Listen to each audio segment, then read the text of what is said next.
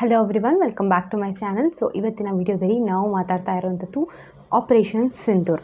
So operation Sindoor ಇವಾಗ already ಇವತ್ತು ಬೆಳಗ್ಗೆಯಿಂದನೂ ಅಷ್ಟೇ ಸೊ ಎಲ್ಲ ಕಡೆನೂ ಹಬ್ಬಿದೆ ನ್ಯೂಸು. ನಿನ್ನೆ ಎಲ್ಲ ನಾವು ಅಂದ್ಕೊಂಡಿದ್ದೆ ಬೇರೆ, ಡ್ರಿಲ್ ಆಗುತ್ತೆ, ಮಾಕ್ ಡ್ರಿಲ್ ಎಲ್ಲ ಮಾಡ್ತಾ ಇದ್ದಾರೆ ಅಂತ. ಬಟ್ ಇವತ್ತು ಕಂಪ್ಲೀಟಾಗಿ ಬೆಳಗ್ಗೆ ಎದ್ದಷ್ಟರೊಳಗೆ ಎಲ್ಲ ನ್ಯೂಸಲ್ಲೂ ಇದ್ದಿದ್ದು ಒಂದೇ ಒಂದು ಸುದ್ದಿ, ಅದೇ ಆಪರೇಷನ್ ಸಿಂಧೂರ್. ಸೊ ಈ ಆಪರೇಷನ್ ಸಿಂಧೂರ್ ಇವಾಗ ಯಾಕೆ ಮಾಡ್ತಿದ್ದಾರೆ, ಏನು, ಎಲ್ಲಿಂದ ಶುರು ಆಯಿತು ಇದು ಅಂತ ಸಂಪೂರ್ಣವಾಗಿ ಇವತ್ತಿನ ವಿಡಿಯೋದಲ್ಲಿ ಮಾತಾಡೋಣ. ಸೊ ವಿಡಿಯೋನ ಸ್ಕಿಪ್ ಮಾಡಲಿಲ್ದಂಗೆ ಸೊ ಪೂರ್ಣವಾಗಿ ನೋಡಿ ಅಂತ ಹೇಳ್ತಾ ಇವತ್ತಿನ ವಿಡಿಯೋನ ಶುರು ಮಾಡ್ತಾ ಇದ್ದೀನಿ. ಸೊ ಈ ಒಂದು ಆಪರೇಷನ್ ಸಿಂಧೂರ್ ಈ ಒಂದು ಮಿಷನ್ ಸ್ಟಾರ್ಟ್ ಆಗೋದಕ್ಕೆ ಒಂದು ಮೂಲ ಕಾರಣ ಇದ್ದಿದ್ದು ಏಪ್ರಿಲ್ 22ನೇ ತಾರೀಕು. ಏಪ್ರಿಲ್ 22ನೇ ತಾರೀಕು ನಮ್ಮ ಭಾರತದ ಜಮ್ಮು ಕಾಶ್ಮೀರಲ್ಲಿ ಇರುವಂಥ ಪಹಲ್ಗಾಮಲ್ಲಿ ಒಂದು ಅಟ್ಯಾಕ್ ಆಗುತ್ತೆ. ಅದು ಪಾಕಿಸ್ತಾನ್ ಅವ್ರ ಕಡೆಯಿಂದ ಆಗಿರುವಂಥ ಒಂದು ಟೆರರಿಸ್ಟ್ ಅಟ್ಯಾಕ್. ಸೊ ಆ ಅಟ್ಯಾಕಿಂದ ನಮ್ಮ ಒಂದು ಭಾರತದಲ್ಲಿ ಇರುವಂಥ ಸಾಕಷ್ಟು ಜನರು ಪ್ರಾಣ ಕಳ್ಕೊತಾರೆ. ಹಾಗೆ ನೇಪಾಳಿಯವರು ಕೂಡ ಅಷ್ಟೇ, ಅಲ್ಲಿ ಒಬ್ಬರು ತಮ್ಮ ಪ್ರಾಣನ ಕಳ್ಕೊಂಡಿದ್ದಾರೆ.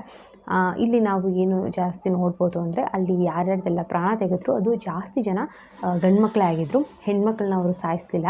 ಮತ್ತು ಅಲ್ಲಿ ಒಂದು ನ್ಯೂಸ್ ಅಂತೂ ತುಂಬಾ ಫೇಮಸ್ ಆಗಿತ್ತು, ಅದೇ ಒಬ್ಬರು ನ್ಯೂಲಿ ಮ್ಯಾರಿಡ್ ಕಪಲ್, ಆವಾಗ ಜಸ್ಟೇ ಅವ್ರ ಮದುವೆ ಆಗಿತ್ತು. ಸೊ ಒಂದು ವಾರ ಅಷ್ಟೇ ಆಗಿತ್ತು, ಅವ್ರು ಜಮ್ಮು ಕಾಶ್ಮೀರ್ಗೆ ಹೋಗಿದ್ದರು. ಸೊ ಆ ಒಬ್ಬ ವ್ಯಕ್ತಿಯ ಸಾವು ಕೂಡ ಅಲ್ಲೇ ಆಗುತ್ತೆ. ಅದರಿಂದ ಕೂಡ ಅಷ್ಟೇ ಈ ಒಂದು ಆಪರೇಷನ್ನ ಹೆಸರು ಆಪರೇಷನ್ ಸಿಂಧೂರ್ ಅಂತ ಇಡ್ಬೋದು. ಯಾಕೆ ಅಂತಂದರೆ ಸಾಕಷ್ಟು ಜನರ ಹೆಣ್ಮಕ್ಳ ಸಿಂಧೂರನ್ನು ಅಳಿಸಿದ್ದಾರೆ ಈ ಪಾಕಿಸ್ತಾನವರು. ಸೊ ಆ ಕಾರಣದಿಂದ ಯಾವುದೇ ಕಾರಣಕ್ಕೂ ಇವ್ರನ್ನ ನಾವು ಸುಮ್ಮನೆ ಬಿಡೋದಿಲ್ಲ. ನಮಗೆ ಯಾರೆಲ್ಲ ಬಂದು ತೊಂದರೆ ಕೊಟ್ಟು ಹೋಗಿದ್ದಾರೆ, ಸೊ ಅವ್ರನ್ನ ನಾವು ಸುಮ್ಮನೆ ಬಿಡೋದಿಲ್ಲ ಅಂತ ನಮ್ಮ ಭಾರತದ ಪ್ರಧಾನಮಂತ್ರಿಯಾದಂಥ ನರೇಂದ್ರ ಮೋದಿಯವರು ಈ ಒಂದು ಆಪರೇಷನ್ ಸಿಂಧೂರ್ ಅಂತ ಒಂದು ಮಿಷನ್ನ ಲಾಂಚ್ ಮಾಡಿದ್ದಾರೆ. ಸೊ ಈ ಆಪರೇಷನ್ ಸಿಂಧೂರ್ ಆ್ಯಕ್ಚುಲಿ ಯಾರಿಗೂ ಐಡಿಯಾ ಇರಲಿಲ್ಲ ಈ ಥರ ಲಾಂಚ್ ಆಗುತ್ತೆ ಅಂತ. ಯಾಕೆ ಅಂತಂದರೆ ಸಾಕಷ್ಟು ದಿನದಿಂದ ನಮಗಂತೂ ಗೊತ್ತಿತ್ತು ಒಂದು ವಾರ್ ನಡೆಯುತ್ತೆ. ಯಾಕಂದರೆ ಈ ಸತಿ ಮೋದಿಯವರು ಕೂಡ ಅಷ್ಟೇ ಹೇಳಿದರು, ನಾವು ಸುಮ್ಮನೆ ಬಿಡೋದಿಲ್ಲ, ನಮಗೆ ಅವರು ಅನ್ಯಾಯ ಮಾಡಿದ್ದಾರೆ, ನಾವು ಖಂಡಿತವಾಗ್ಲೂ ತಿರುಗಿಸಿ ಕೊಡ್ತೀವಿ ಅವ್ರಿಗೆ ಅಂತ.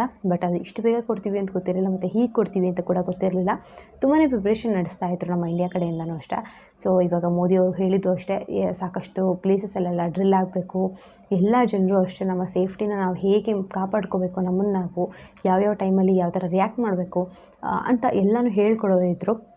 ಸೊ ಇವತ್ತು ಕೂಡ ಅಷ್ಟೇ ಸಾಯಂಕಾಲ 4 ಗಂಟೆಗೆ ಎಲ್ಲ ಕಡೆ ಡ್ರಿಲ್ ಆಗುತ್ತೆ ಅಂತೆಲ್ಲ ನೆನ್ನೆ ಅನೌನ್ಸ್ ಮಾಡಿದರು. ಸೊ ಎಲ್ಲರ ತಲೆಯಲ್ಲೂ ಅದೊಂದೇ ಇದ್ದಿದ್ದು. ಸೊ ಪಾಕಿಸ್ತಾನವ್ರಿಗೂ ಕೂಡ ಅಷ್ಟೇ ಇದ್ದಿದ್ದು ಭಾರತದಲ್ಲಿ ಹೌದು ಇವರೆಲ್ಲ ಪ್ರಿಪೇರ್ ಮಾಡ್ತಾ ಇದ್ದಾರೆ, ಅವರಿಗೆ ದಾಳಿ ಆಗುತ್ತೆ ಅನ್ನೋದು ಗೊತ್ತಿತ್ತು, ಮಾಡೇ ಮಾಡ್ತಾರೆ, ಬಟ್ ಇಷ್ಟು ಬೇಗ ಮಾಡ್ತಾರೆ ಅಂತ ಗೊತ್ತಿರಲಿಲ್ಲ. ಇವಾಗ ಸದ್ಯಕ್ಕೆ ಅವ್ರು ಏನೋ ಪ್ರಿಪ್ರೇಷನ್ಸ್ ಮಾಡ್ಕೊತಾ ಇದ್ದಾರೆ ಅನ್ನೋ ಒಂದು ಮಾತ್ರ ಪಾಕಿಸ್ತಾನವರ ತಲೆಯಲ್ಲಿ ಇದ್ದಿತ್ತು.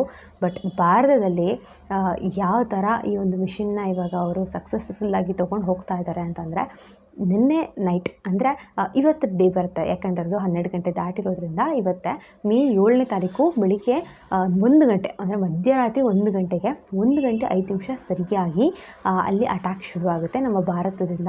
ಸರಿಯಾಗಿ ಬರೀ 25 ನಿಮಿಷ ಮಾತ್ರ ಅಲ್ಲಿ ಅಟ್ಯಾಕ್ ಮಾಡಿರೋವಂಥದ್ದು, ಕೇವಲ 25 ನಿಮಿಷಗಳು ಮಾತ್ರ ನಾವು ದಾಳಿ ಮಾಡಿದ್ದು.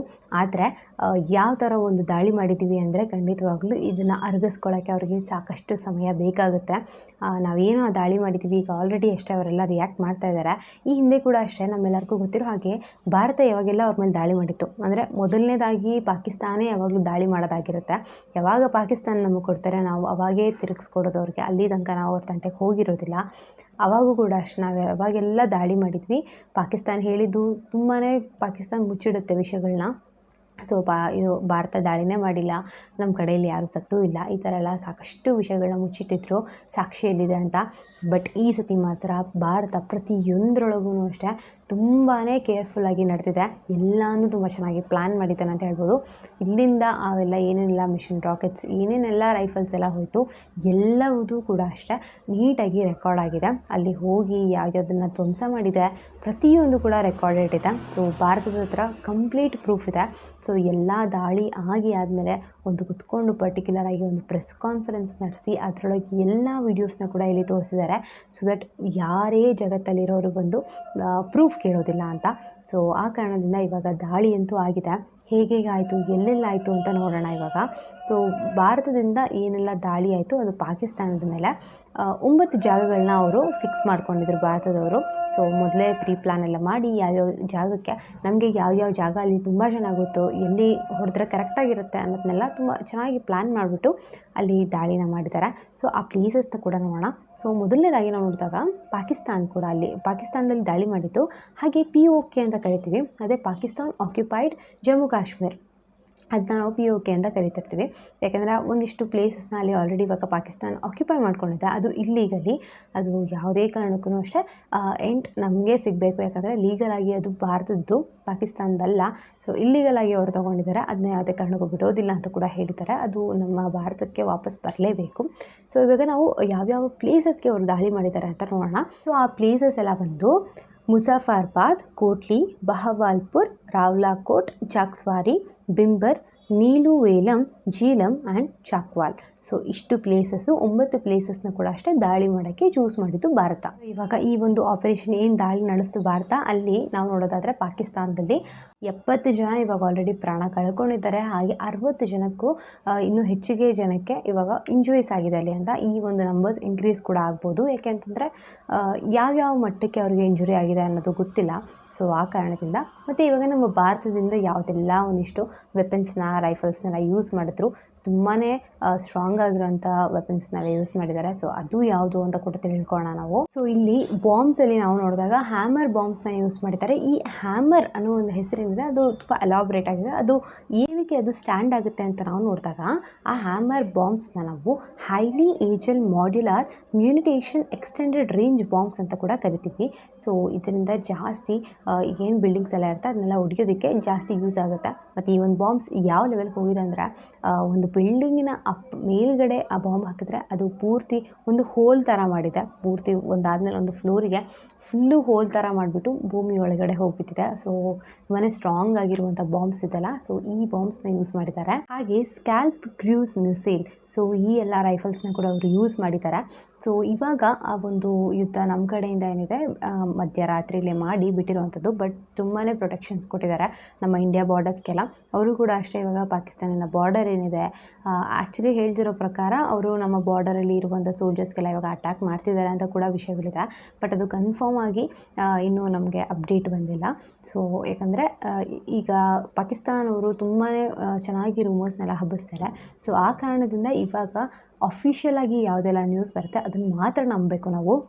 ಯಾಕಂದರೆ ಅವರು ನಮ್ಮನ್ನ ಮಿಸ್ಲೀಡ್ ಮಾಡೋಕ್ಕೂ ಕೂಡ ಯಾವುದಾದ್ರೂ ನ್ಯೂಸ್ನ ಕಳಿಸ್ಬೋದು. ಸೊ ಆ ಕಾರಣದಿಂದ ಆ ಎಲ್ಲ ನ್ಯೂಸ್ನ ಬಿಟ್ಟು ನಮಗೆ ಅಫಿಷಿಯಲ್ಸಿಂದ ಯಾವುದೆಲ್ಲ ನ್ಯೂಸ್ ಬರುತ್ತೆ ಮತ್ತು ಎಲ್ಲ ನಮ್ಮ ಗೌರ್ಮೆಂಟ್ ಕಡೆಯಿಂದ ಯಾವುದೆಲ್ಲ ಬರುತ್ತೆ, ಸೊ ಅದನ್ನು ಮಾತ್ರ ನಾವು ನಂಬಬೇಕು ಹೊರತು ಬೇರೆ ಯಾವ ಕಡೆಯಿಂದನೂ ಬಂದರೂ ನಾವು ಈ ಟೈಮಲ್ಲಿ ನಂಬಕ್ಕೆ ಹೋಗಬಾರ್ದು.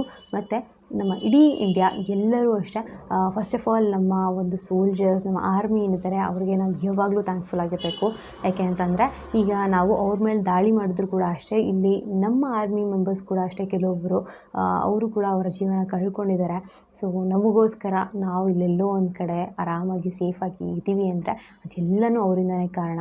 ಅವರು ಅಲ್ಲಿ ನಿಂತ್ಕೊಂಡು ನಮಗೋಸ್ಕರ ಹೋರಾಟ ಮಾಡ್ತಿರೋದಕ್ಕೆ ನಾವಿಲ್ಲಿ ಆರಾಮಾಗಿರ್ಬೋದು. ಸೊ ನಾವೆಲ್ಲರೂ ಅವರಿಗೆ ಥ್ಯಾಂಕ್ಫುಲ್ ಆಗಿ ಇರಬೇಕು. ಮತ್ತು ಯಾರೆಲ್ಲ ಈಗ ಯುದ್ಧ ಮಾಡ್ತಿದ್ದಾರೆ ನಮ್ಮ ಕಡೆಯಿಂದ ಎಲ್ಲರೂ ಸೇಫಾಗಿ ಇರಬೇಕು ಅಂತ ಕೂಡ ನಾವು ಬಯಸಬೇಕು. ಯಾಕೆಂತಂದರೆ ಅವರ ಫ್ಯಾಮಿಲಿ, ಅವರ ಏನು ಒಂದು ಲೈಫ್ ಇರುತ್ತೆ ಅದನ್ನ ಬಿಟ್ಟು ಅವರಲ್ಲಿ ಹೋಗಿ ನಿಂತಿರ್ತಾರೆ. ಸೊ ನಾವು ಯಾವಾಗಲೂ ಅವ್ರಿಗೆ ಥ್ಯಾಂಕ್ಫುಲ್ ಆಗಿರಬೇಕು.